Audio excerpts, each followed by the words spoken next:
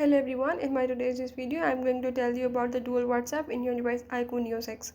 So if in this device, if you want to enable the dual WhatsApp, like you already have one WhatsApp but you want to download another same WhatsApp in your device, you can call it dual WhatsApp or a clone WhatsApp.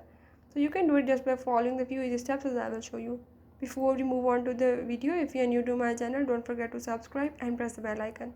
Now just follow the steps and watch complete video and you will learn about the dual WhatsApp in your device. Let's watch it.